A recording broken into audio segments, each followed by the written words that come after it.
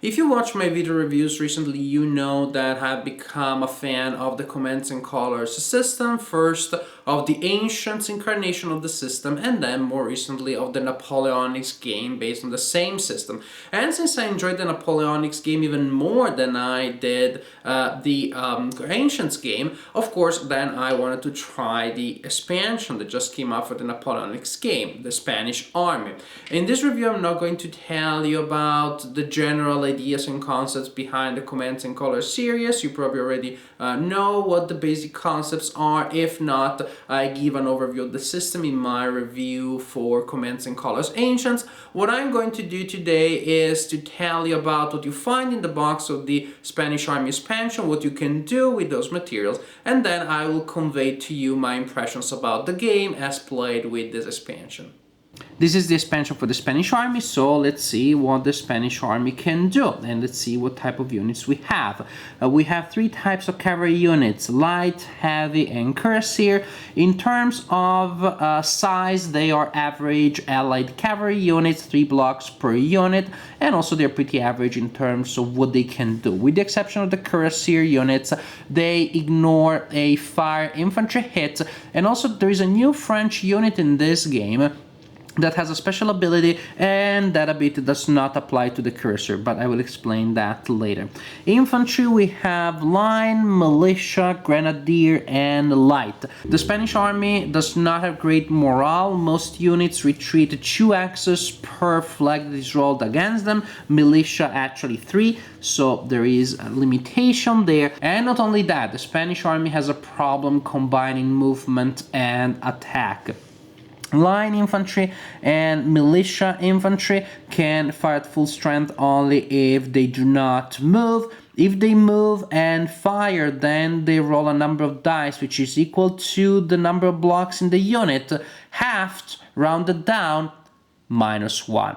This is pretty bad, because it means that they can move and fire only when they're at full strength. 4 blocks per unit, then you have it down is 2, -1 is 1 die. If they take just a single hit, if they go down to 3 blocks, you get to 0 dice. So if they just take a single hit, they can move or fire, not both.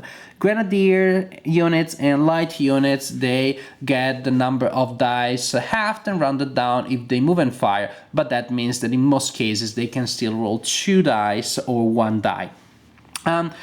When it comes to melee, also something similar happens.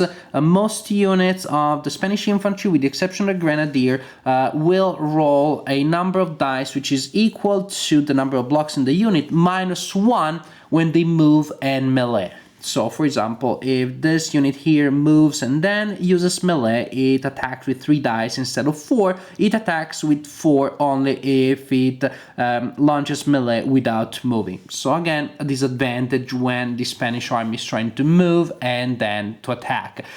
Pretty bad, yes, there are challenges here in managing the Spanish Army. Something that can balance that is a special action that's available only to the Spanish Army, and that is the guerrilla action. The number of guerrilla action that you can perform is represented by the number of guerrilla action markers that you have. In some scenarios you will start with guerrilla action markers already, in other scenarios you start with 0, but in any case you always have a chance of gaining new ones by playing scout cards.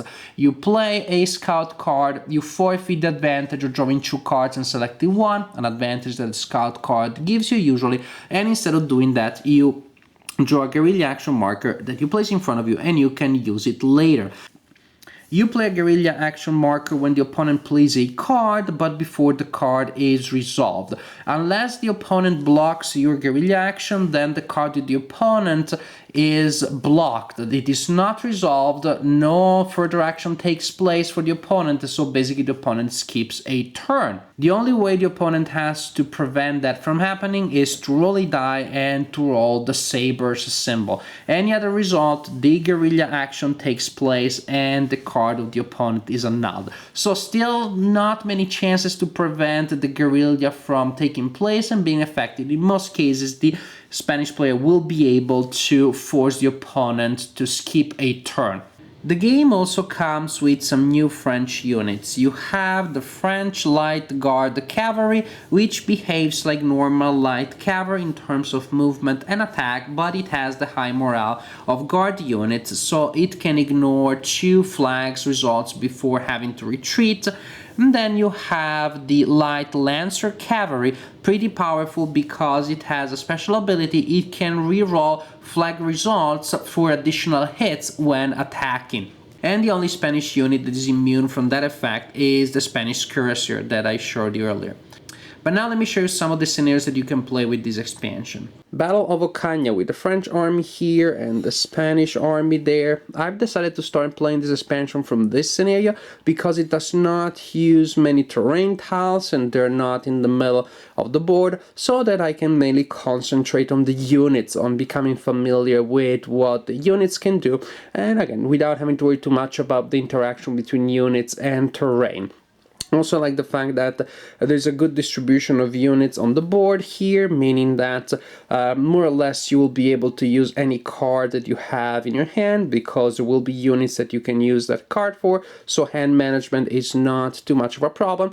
All these things just to me make a good scenario, make a scenario good for introductory purposes.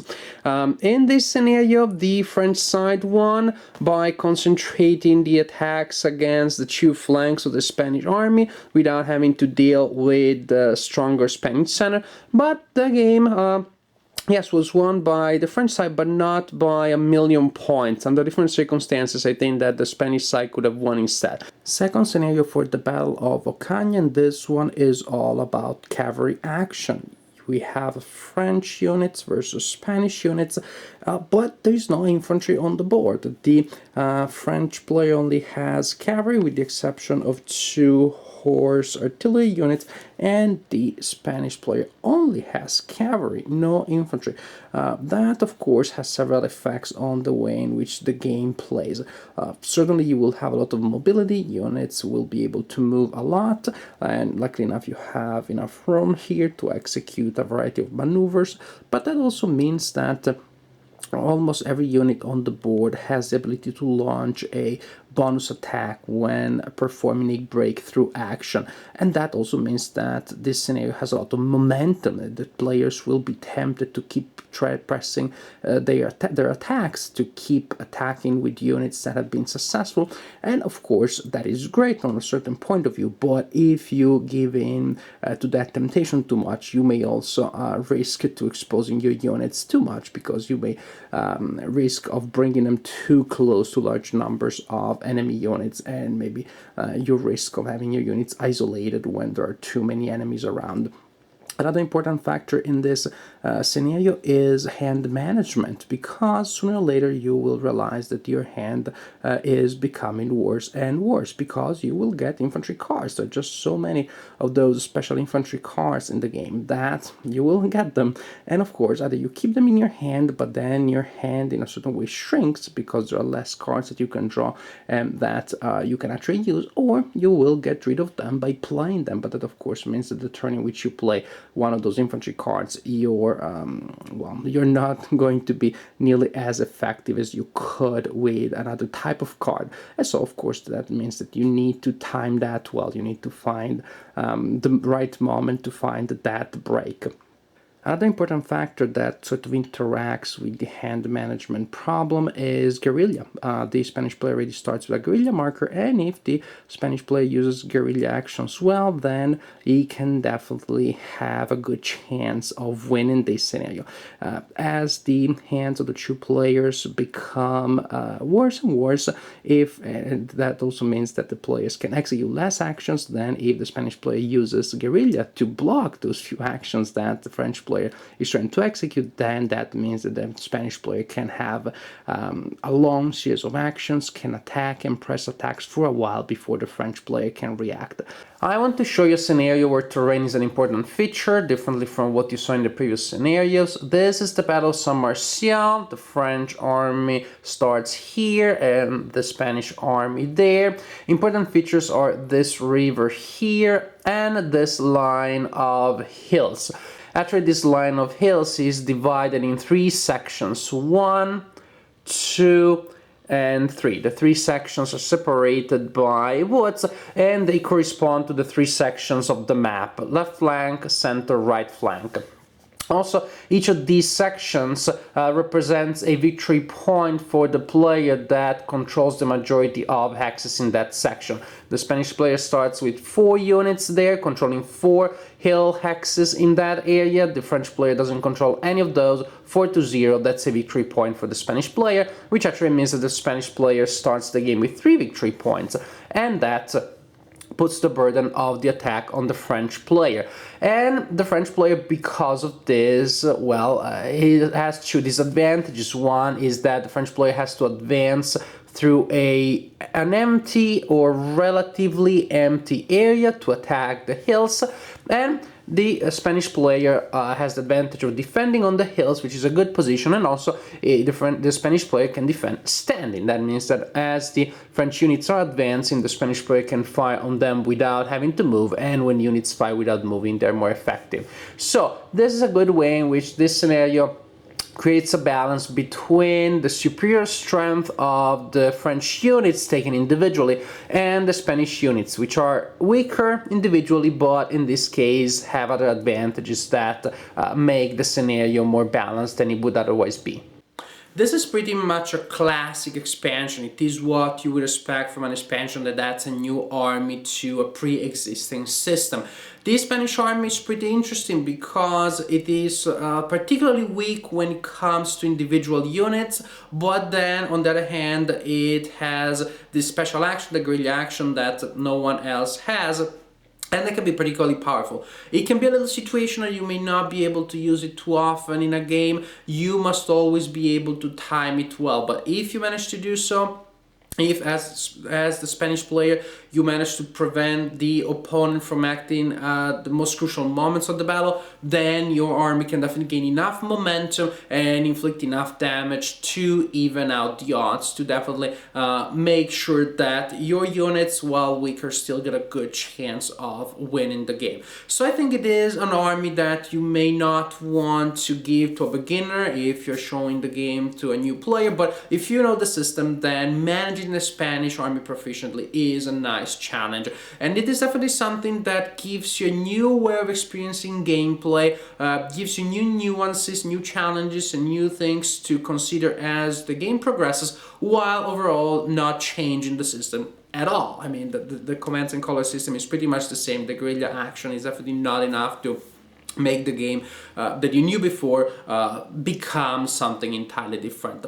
That means that if you did not enjoy the commands and color system in the past, you're not going to fall in love with the system by playing this game. I don't think this game adds enough new things to change your mind about the system. But if you did enjoy the system in the past, then you're going to find here the same things that you enjoyed before.